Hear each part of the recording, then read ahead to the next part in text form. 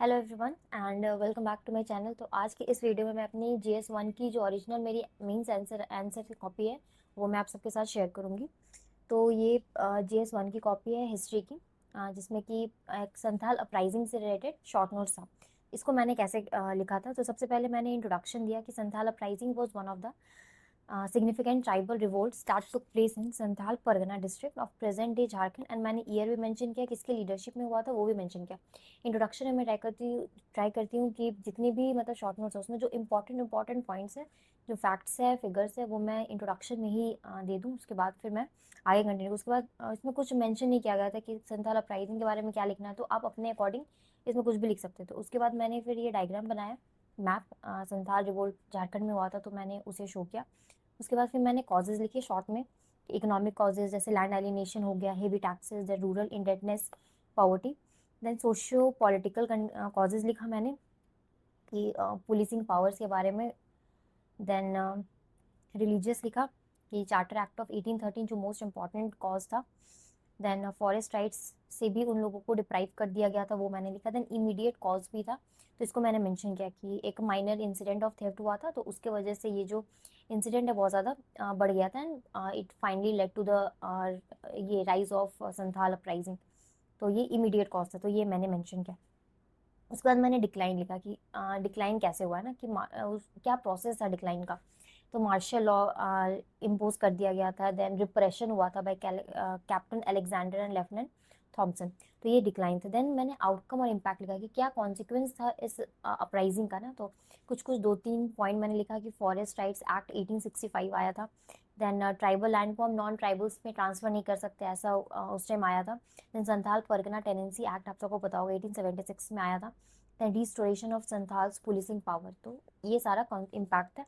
And last में मैंने Karl Marx का कोट लिख के मैंने इसका आंसर को एंड किया कि Karl Marx has rightly refer to it as the people's first movement. Then second में पटना कलाम पेंटिंग था। तो सबसे पहले आप देख सकते हैं कि मैंने यहाँ पे कोट लिखा है। मैंने जैसे कि पहले ही बताया कि मैं हिस्ट्री के मोस्ट आंसर्स को कोट से स्टार्ट करती थी। देन एक छोटा सा इंट्रोडक्शन दिया, क्योंकि ये शॉर्ट नोट्स है तो आपको उसमें ज़्यादा लिखना नहीं है इंट्रोडक्शन में। देन इंपॉर्टेंट पेंटर्स का नाम लिखा मैंने पाँच। देन मैंने डायरेक्ट फीचर्स पे मैं डायरेक्टली आ गई, क्योंकि क्वेश्चन में बस पटना कलाम पेंटिंग बोला गया था। तो फीचर्स में मैंने ये एक मैंने यहाँ पे डायग्राम बनाया है, यूनिक मोनोटोनस बताया है कि ये पेंटिंग है, unique monotonous style of painting.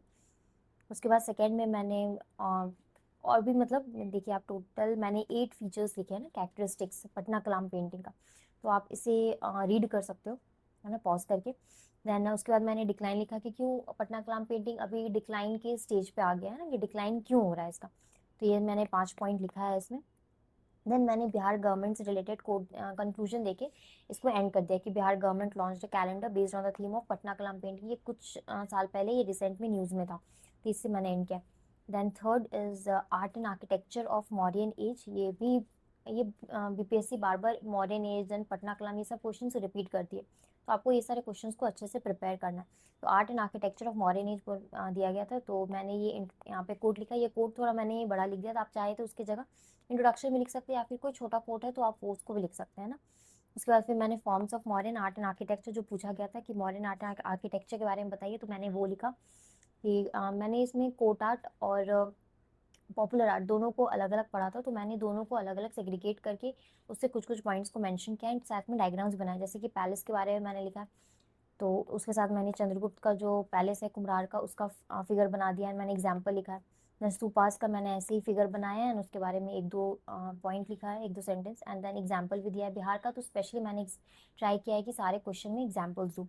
Then Bharuch stupa जो मध्य प्रदेश में, उसका ही मैंने एग्जाम्पल दिया। देन पिलर्स, मैंने पिलर्स का डायग्राम बनाया है, ये फिगर। उसके बाद मैंने एग्जाम्पल्स के साथ एक लाइन में एक्सप्लेन कर दिया बस। देन केव्स का मैंने लिखा है, ये बुद्धिस्ट मंक्स का रेस्टिंग प्लेसेस था। देन पॉपुलर आर्ट मैंने मेंशन किया, पॉटरीज एंड स्कल्पचर। उसमें ही मैंने ज़्यादा कुछ उसको एक्सप्लेन नहीं किया, क्योंकि वो शॉर्ट नोट्स है, तो इसलिए मैंने शॉर्ट में लिख के इसको खत्म किया। एग्जाम्पल्स, मैंने एग्जाम्पल्स मोस्टली ट्राई किए कि सारे जितने भी पॉइंट्स मैं लिखूँ उसमें मैं एग्जाम्पल्स को अच्छे से ऐड करूँ। एंड देन लास्ट में मैंने एक छोटा सा एक लाइन का कंक्लूजन लिख के आंसर को एंड किया। तो ये शॉर्ट नोट्स यहाँ पे खत्म होता है।